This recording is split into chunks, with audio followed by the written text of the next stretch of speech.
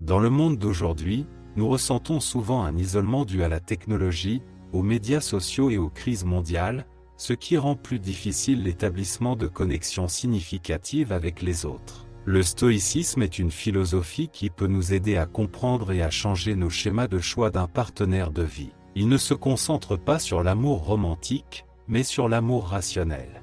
Dans cette vidéo, nous explorerons comment utiliser les principes stoïciens pour trouver quelqu'un qui vous correspond profondément. L'idée de l'amour au premier regard est un mythe propagé par les récits romantiques et les films, qui dépeignent souvent l'amour comme une expérience soudaine et émotionnelle principalement basée sur l'attirance physique.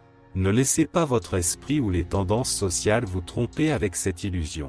L'amour n'est pas quelque chose qui surgit de nulle part. Ce n'est pas quelque chose que l'on trouve et attrape comme un trésor. En général, il a besoin d'être nourri avec soin. Il demande un effort constant, une loyauté inébranlable, de la patience, du temps et, surtout, de la confiance.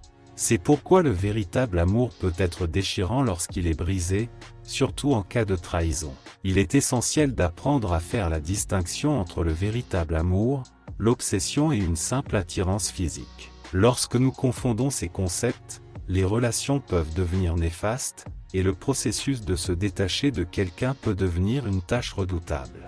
Cette confusion peut causer des dommages émotionnels graves.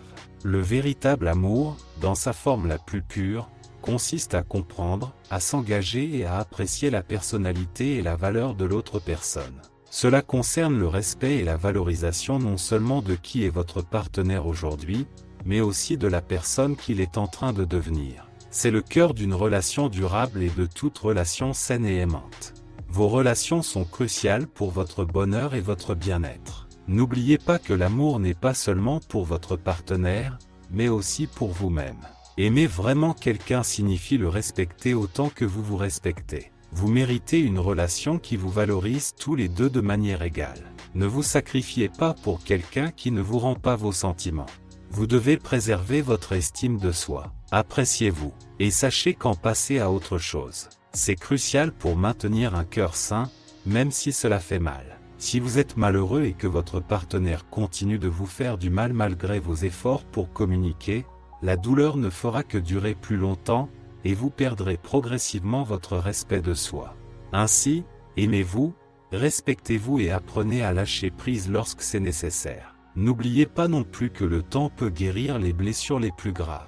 Vous pouvez avoir des cicatrices, mais elles ne dureront pas éternellement. Et n'oubliez pas, vous ne pouvez pas changer les autres. Vous ne pouvez pas motiver quelqu'un à changer s'il ne le veut pas. Si vous vous trouvez dans une telle situation, je vous suggère de suivre les principes du stoïcisme. Ne vous attardez pas sur ce que vous ne pouvez pas contrôler. Regardez l'avenir avec confiance et laissez derrière tout ce qui ne vous rend pas heureux. Vous êtes plus que vos émotions et sentiments temporaires. Vous avez le choix de réagir à une rupture. Vous pouvez choisir de rester positif, d'apprendre de l'expérience et de poursuivre votre chemin avec plus de sagesse.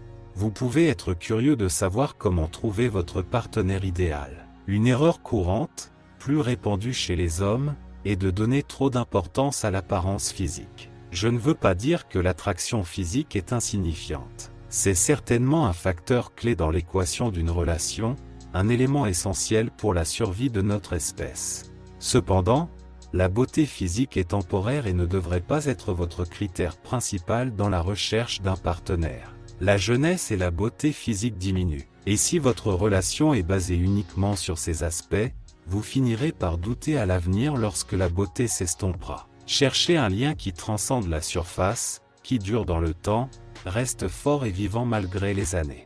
Ne soyez pas obsédé par la recherche de la personne physiquement parfaite qui correspond aux normes actuelles. Dirigez plutôt votre énergie pour trouver un partenaire de vie qui excelle par son intelligence. Une personne qui peut être votre meilleur ami, un conseiller fiable, un soutien constant en temps de difficulté. Cherchez quelqu'un avec qui vous vous sentez à l'aise pour fonder une famille et avec qui vous vous sentez en confiance pour avoir des enfants. Ce conseil est universel, valable tant pour les hommes que pour les femmes. Se concentrer uniquement sur l'apparence limitera vos choix et fermera des portes à des possibilités potentielles. Ne soyez pas fixé uniquement sur une personne, surtout si cette personne ne montre aucun intérêt pour vous. Parfois, nous investissons dans des personnes qui ne répondent pas à nos sentiments, gaspillant un temps précieux et renonçant à des parties de notre essence dans l'espoir de gagner leur approbation. Selon la philosophie ancienne, nous devrions apprendre à accepter ce qui est hors de notre contrôle, et nous ne pouvons certainement pas altérer ou contraindre les sentiments de quelqu'un envers nous. Rappelez-vous qu'il y a beaucoup de gens dans le monde et qu'un rejet signifie simplement que la personne spécifique n'a pas pu apprécier votre véritable potentiel et la valeur que vous pouvez offrir. En réalité, vous ne perdez rien. Un rejet pourrait être un signe de non-correspondance que vous pourriez ne pas remarquer sur le moment, mais le temps vous aidera à comprendre et même à être reconnaissant. Alors ne soyez pas découragés. Persévérez. Il y a de nombreuses personnes dans le monde qui apprécieront et admireront sincèrement votre authenticité et votre potentiel. Ce que je veux dire, c'est qu'il y a plus d'une chance. Rappelez-vous que chaque « non » que vous obtenez vous rapproche d'un « oui » qui transformera votre vie. Si vous avez réussi à aller jusqu'ici dans cette vidéo, cela signifie que vous êtes sérieux au sujet d'améliorer votre relation avec vous-même et avec les autres. Vous faites quelque chose d'incroyable pour vous-même.